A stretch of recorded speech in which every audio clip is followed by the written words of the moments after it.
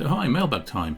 So I've got a couple of mailbags actually to deal with this time because I got kind of interrupted and had to come back a couple of days later and finish the video. So yeah, let's get started with the first one, and the second one will follow shortly afterwards. So we've got a few bits today, 1, 2, 3, 4, 5. I think they're mainly going to be things that I've ordered. In fact, I suspect they all are, but it gives me a good chance actually, because the reason I'm ordering is either to finish off something that I'm about to present or on a video, or for a video that is upcoming and I haven't even started on yet. So it gives me a good chance to sort of preview what's coming up and tease a little bit on one or two of the things to come. So first up, I guess, is this little package from Hobby Components.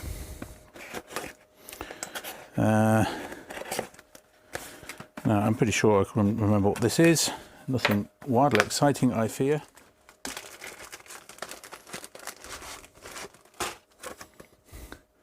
Yeah, I don't think I really need a card on home store, but I guess some people do, and the resistor colour coding thing is sort of useful, I suppose. To be honest, resistors nowadays are so small that I have a little bit of difficulty with them. So yeah, so these are just some header pins, and these are gold-plated ones. You can't really tell it in the light, but yeah. So so I do have a little PCB on its way from China at the moment that these are for, and yeah, it's just a little adapter for some memory ICs that I've got. So I wanted some of those. I do have a few, but nothing like enough, and I thought I'd give these guys a go. As I say, they've got a few good reviews from other people like myself, so I thought I'd try the company. Yeah, so this is one of those old tissue bags, I think. Maybe not. There we go. Okay.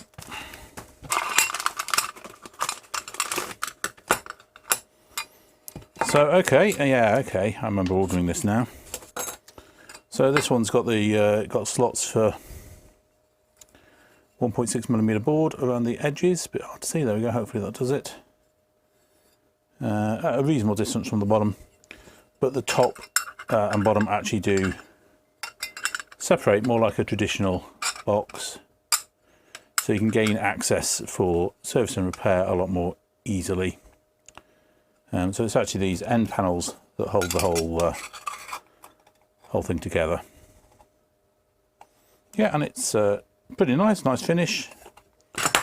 This is actually I bought this for making a microphone preamplifier and adjustable filtering system. So I guess that's been sitting in its initial prototyping sort of design stage just on the computer for a while, and really I suppose I'm going to have to progress it now and think about actually making it. So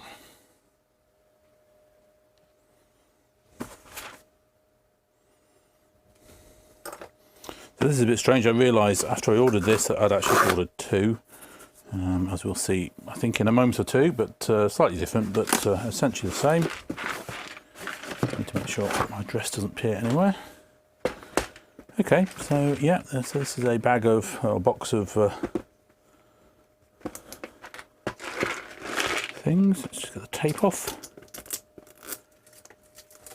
So handy little box as well, but might not stay in there for much longer. So yeah, so this is, as you can see, there are more pin headers here. Stripy wire. Loads and loads of crimp connectors.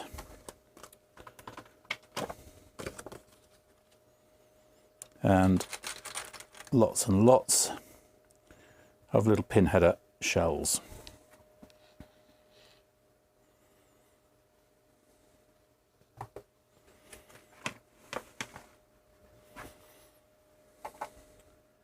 This is a 10-way shell, and also 10 by 2. So I do have one or two sizes that I use a lot, so a 4-way and a 2-way, for example. from Harwin, which I buy from DigiKey. But sometimes you kind of just need a lot of other different ones, and the 8s in particular, which I think is that one. Yeah, I need some of those for a microprocessor that I'm making. So when I say microprocessor, I'm talking about 7-4 logic and actually building a working processor which will be part of a computer system.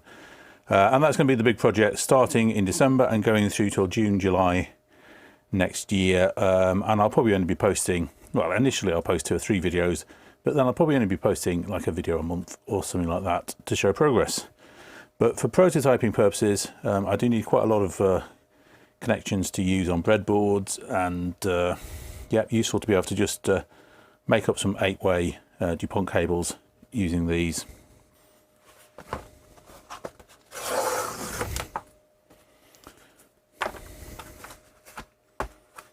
So what is this one then?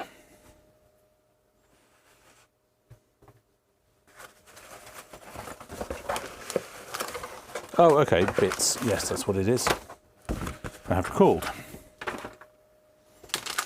So this is just a 6-meter roll of ribbon cable, which happens to be colour coded. Yep, so 6-meter by 10-way. I do have some of the grey type used for IDC connectors, but again, that's quite a useful size, I think.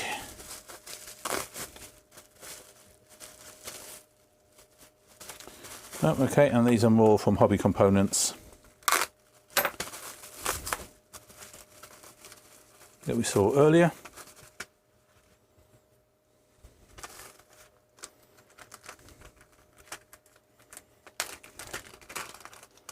I'd like to give you the resistor colour-coded card.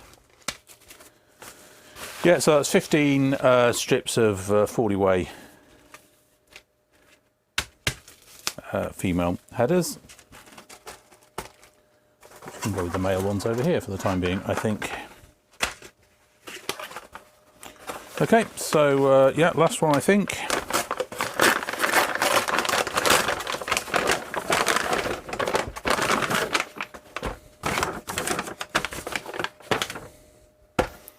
So this is a crimping tool, and when I bought it I didn't realise that it essentially contains a load more of these headers in it. So I'd already got a crimping header for these DuPont pins, but yeah, it's a bit faffy, I don't like it, so I decided I would try this Presivia one, or Presivia, however you pronounce it, and see what it's like. So then we've got our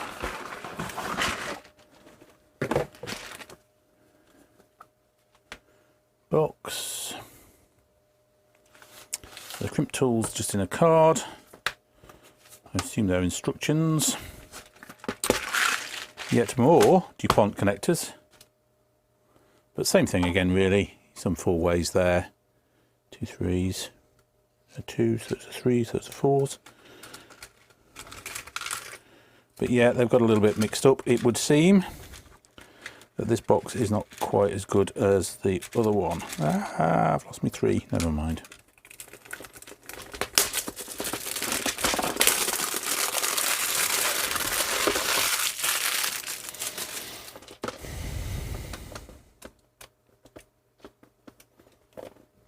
Yeah, so a bunch of XH connectors. Oops. And again, the little males and females to, sorry, the females only actually to go in, because the males all go into the circuit board. So there's a 4-way, a fairly typical one for me to use.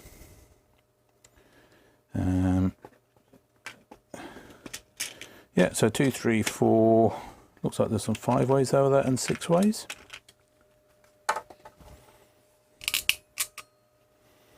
Okay, so that's quite nice. One of the things I quite like about these tools is that they're a little bit smaller than some of the competitors.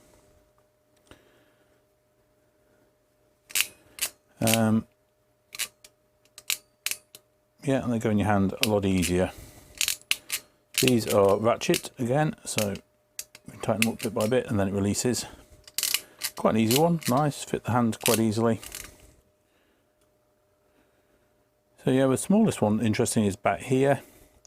Next smallest at the front and the biggest in the middle. Yeah, and these are 2-stage crimps, so they do both parts of the crimp simultaneously. So yeah, pretty happy with that. So you know what, I've got, after just consolidating all the connectors a little bit, I have a few of the connector ends left. So I'm going to do a head-to-head comparison between these new crimps from whatever they're called, Odysee, and this old pair, which I actually have no idea what the make are. They're just, you know, numbered conductors. So, okay, so this is a female connector I'm going to put on the end. Let's start off just stripping the wire. Because it's female, we don't want to strip it too long, because otherwise the conductor of the wire will get in the way of the pin coming in the other end of this. So put it in there, and so actually I've got a problem now. So yeah, this is going to go in this way. Trouble is I can't actually put it in deep enough.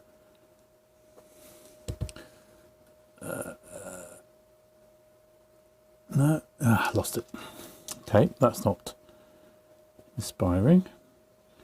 So, all right, so I'll put it in from the other side. Oh crap, okay.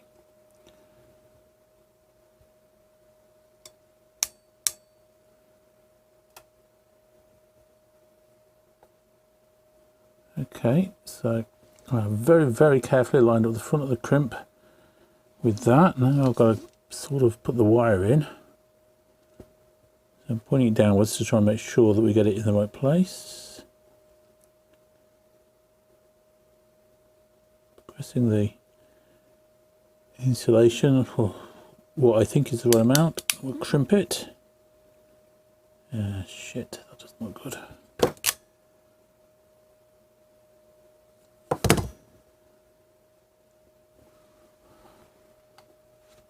And Houston, we have a problem, which is that I put in this end here, which crimps the insulation, right?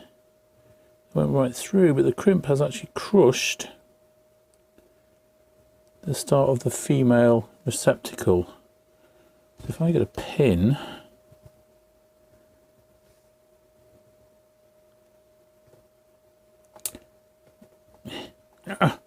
nope, I cannot fit the pin properly into the receptacle, because it should be going into about that far, but unfortunately it's crushed from here downwards. So it has actually crushed not just the piece that's supposed to crimp, but the actual connector. Great.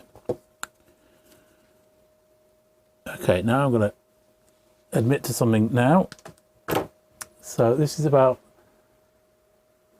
the 30th crimp I've attempted with this connector. So it's not that I'm not practiced. And I've wasted 40% of the crimps that I made. They either didn't crimp properly, they crushed the connector beyond any reason.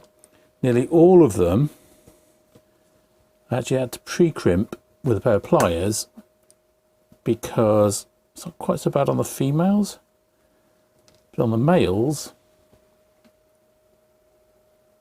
we have this end just here, which is the piece that wraps around the insulation.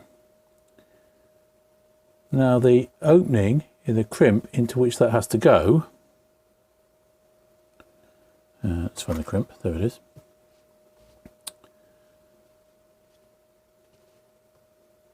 It doesn't accept them. That actually needs to be a wider at the base. This is the right number, by the way. This should be wider at the base and curving in prior to having that piece there, so that it is able to correctly handle that awkward shape. That kind of wedge shape. You can't put it in the other way up, because if you do that, it won't actually crimp at all. All will happen is the little anvil will just go inside. So that's useless. So before you put it in, you actually have to get a pair of pliers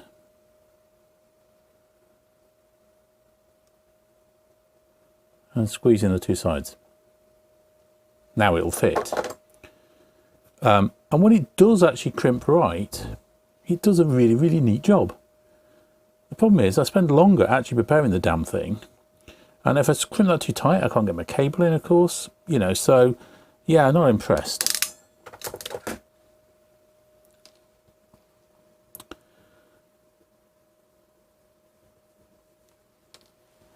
Let me zoom out just a little bit because that's a little bit excessive. Okay, so here we go again, same piece of cable. Just going to strip the same amount off the end.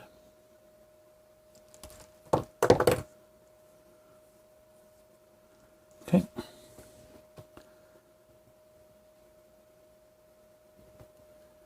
So we insert it, and I just kind of hold it there with my fingernail. We take the cable, and I'm going to use the 1.4 for this. Insert it. Now the key point here is I can see exactly what I'm doing. Press it tight. That's one done. Now these are flared a lot, so I can just turn this around, crimp, bring it over here to the crimp that I want, put it in. If I think it's a bit wonky, then I can just put it back into 1.4, tighten it up, and we've got a beautiful crimp. Tight, not a problem, neat. Same quality crimping in the center, probably actually slightly tighter. These actually do tighten up a little bit tighter than those ones, and yeah. But the reason this is easy is because it's the thickness only of one crimp at a time. Okay, I've got to do two actions, but I can see exactly where I'm crimping. So with this, I might get 1 in 50 rejects. With this, currently I'm getting 4 in 10. Not good. No, it is not a plastic bucket. This is from a company called Gate Rust Plating. And yeah, they do plating kits for home use.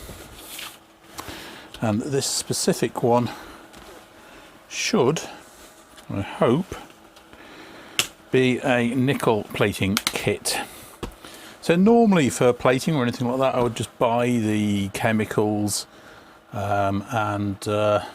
yeah, but this time I thought, well, you know, I need nickel electrodes and I need bits and pieces, so maybe it might be an idea to grab an actual kit just to get started this time. And I have quite a few things that I want to nickel plate,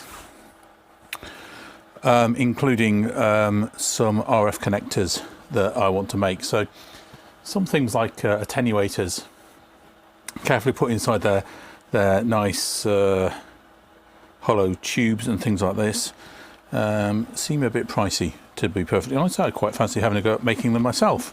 This is make or repair. So anyway, part of that would be to nickel plate them. So here we go. Let's take a top view, I think. And there's a few things that I felt that might be quite helpful. So yeah, so some of this is just going to be the usual rubbish.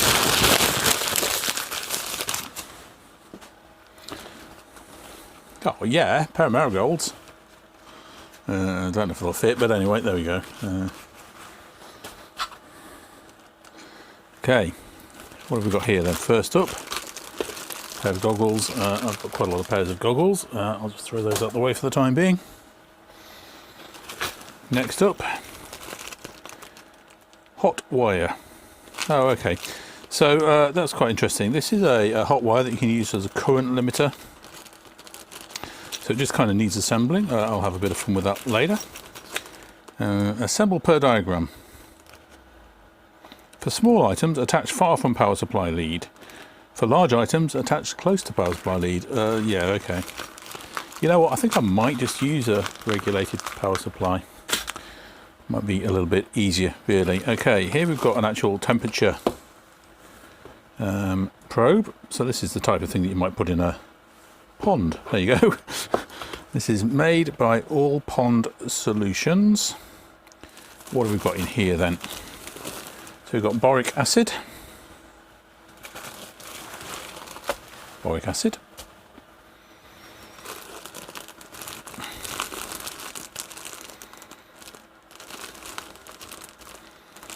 Sodium hydroxide, which will be almost certainly for degreasing cleaning. It doesn't look very pure, I've got to be honest. I've got a lot of sodium hydroxide in the cupboard. Yeah, so GP1 alcohol, so alkaline cleaner. Yeah, okay, well, yeah, as you'd expect, really. What we've got here then?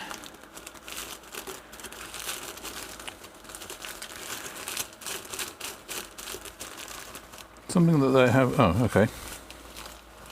Dry acid salts, which is sodium hydrogen sulfate and sodium fluoride. Okay. Oh yeah, green, fantastic.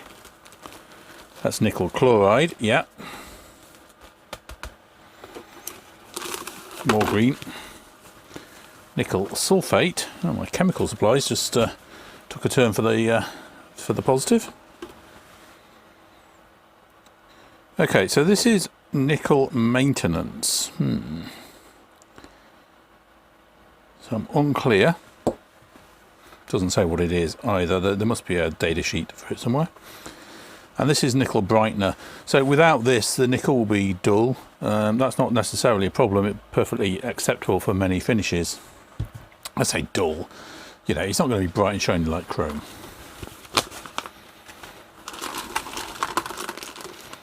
Okay, we've got some titanium wire and some nickel electrodes. So use titanium wire for hanging nickel electrodes.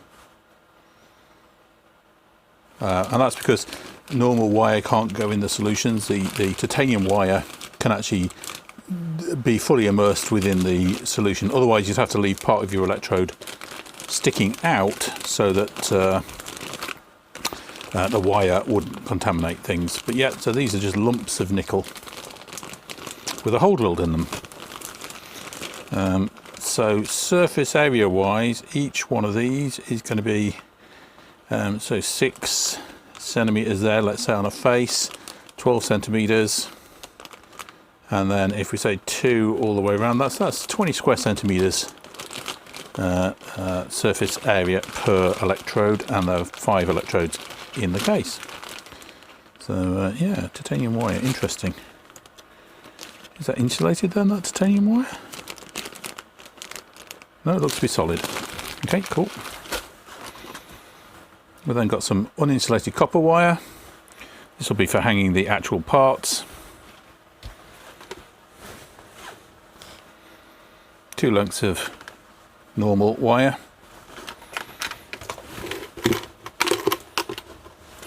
And 2 crocodile clips. Funny enough, I thought there were going to be some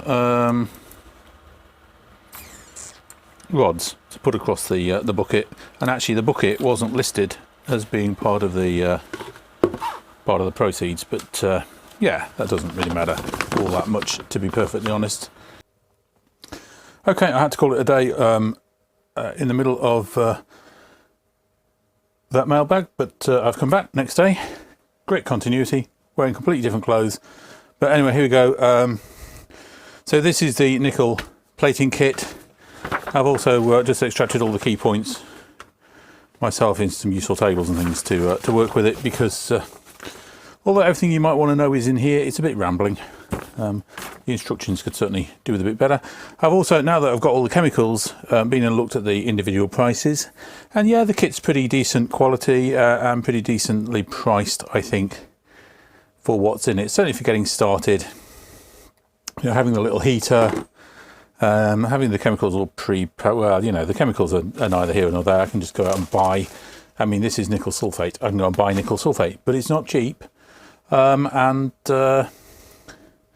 Yeah, I think the price paid for the parts is about right. You know, these are tungsten wire, etc., etc. The fine detail becomes a bit easier to deal with when you have it pre-packed. You know, yes, I can buy the brightener separately, so that's good news. That means I can just buy bulk chemicals in future if I need to do a fair bit of it. So yeah, overall pretty pleased with that. I'm going to give it a go in a minute or two. So I do have a little bit more mail, but I'm going to pop that into a separate video. Probably the next thing I record will be the nickel plating. I've also got a lathe repair to do, and I will tear down the power supply that I'm going to use to power this nickel plating as well. So anyway, I hope you enjoyed this video. If you did, please give it a thumbs up. Subscribe, of course, if you haven't done so. Leave comments, all that jazz. See you next time.